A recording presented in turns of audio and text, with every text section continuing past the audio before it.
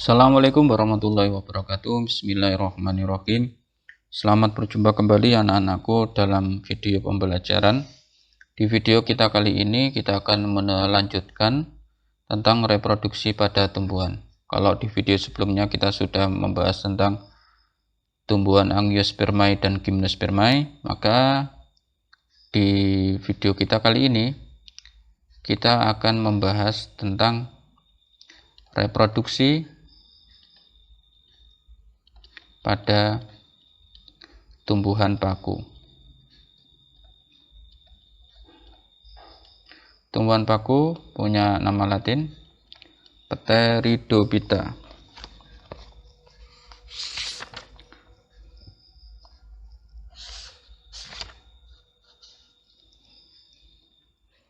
Pteridophyta atau tumbuhan paku-pakuan.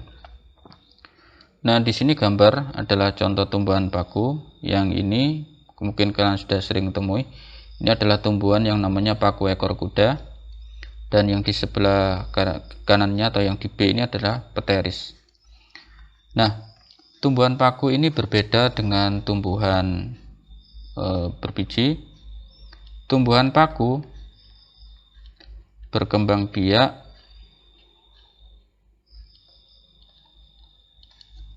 dengan spora, bukan dengan menggunakan bunga.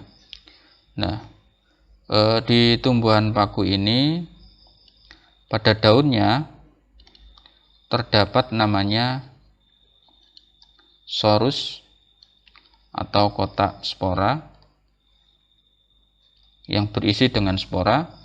Nanti kalau sudah waktunya, maka kotak spora ini akan pecah dan sporanya akan keluar dan jatuh ke tempat yang cocok, dan selanjutnya akan tumbuh menjadi tumbuhan paku.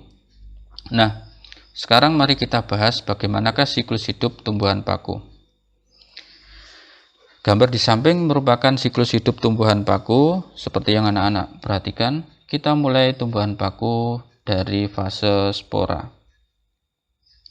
Nah, jadi ini yang pertama, fase spora. Begitu spora di dalam sorus ini pecah, maka spora ini akan menyebar dan jatuh di tempat yang cocok. Begitu spora ini sudah jatuh di tempat yang cocok, maka spora ini akan berkembang menjadi protalium. Nomor 2 ini. Nah, protalium selanjutnya akan membentuk antheridium ini dan akan membentuk archegonium. Akan membentuk antheridium dan membentuk archegonium. Antheridium bertindak sebagai jantannya dan archegonium bertindak sebagai betinanya. Nah, pada prosesnya antheridium ini akan menghasilkan sperma atau sel kelamin jantan, dan archegonium akan menghasilkan sel telur atau sel kelamin betina. Ini sel sperma dan sel telur. Nah, pada prosesnya nanti sel sperma ini akan masuk dan akan membuahi sel telur sehingga terjadi proses ini, fertilisasi. Nah, terjadi proses fertilisasi yang selanjutnya akan membentuk zigot. Nah, oke, zigot ini selanjutnya akan menjadi bentuk seperti ini, yaitu ini protalium. Di protalium akan tumbuh namanya sporofit muda. Nah, sporofit muda ini dapat kita sebut dengan tumbuhan paku muda. Ya, jadi tumbuhan paku muda. Ini proses nomor 3, ini nomor 4. Nah, selanjutnya tumbuhan paku muda akan tumbuh menjadi tumbuhan paku dewasa.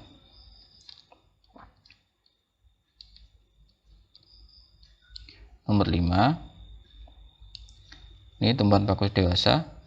Selanjutnya, tumbuhan paku dewasa akan menghasilkan spora.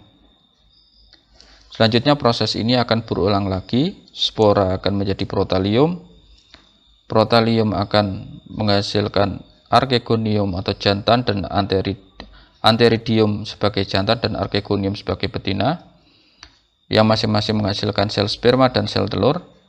Terjadi fertilisasi, menjadi zigot, menjadi tumbuhan paku muda, menjadi tumbuhan paku dewasa, dan menghasilkan spora kembali, dan berulang-ulang seperti itu. Oke, pada tumbuhan paku, anak-anakku semua, tumbuhan paku mengalami yang namanya metagenesis. Apa metagenesis? Metagenesis adalah pergiliran keturunan. Maksudnya bagaimana? Jadi setelah seperti yang kalian lihat, bahwa tumbuhan paku dewasa ini dia menghasilkan spora. Maka tumbuhan paku dewasa ini disebut dengan sporofit atau menghasilkan spora.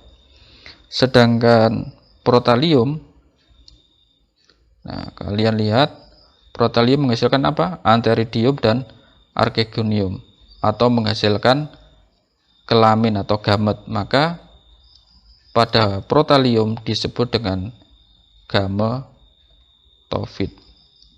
Jadi dalam satu kali siklus hidupnya, tumbuhan paku mengalami 2 pergiliran keturunan, yaitu yang pertama gametofit menghasilkan sel kelamin jantan dan sel kelamin betina, dan sporofit menghasilkan spora. Ini adalah tumbuhan paku. Jadi kita ulang, siklusnya adalah dari spora menghasilkan protalium, protalium tumbuh berkembang menghasilkan antheridium dan archegonium, antheridium menghasilkan sel sperma dan archegonium menghasilkan sel telur.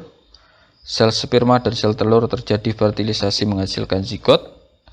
Zigot kemudian tumbuh menjadi tumbuhan paku muda. Tumbuhan paku muda akan berkembang menjadi tumbuhan paku dewasa dan menghasilkan spora. Nah,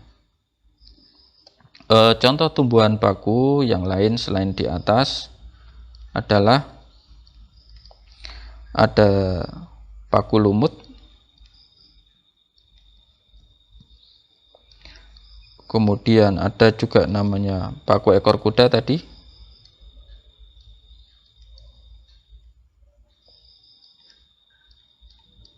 ketika ada namanya tumbuhan paku kawat,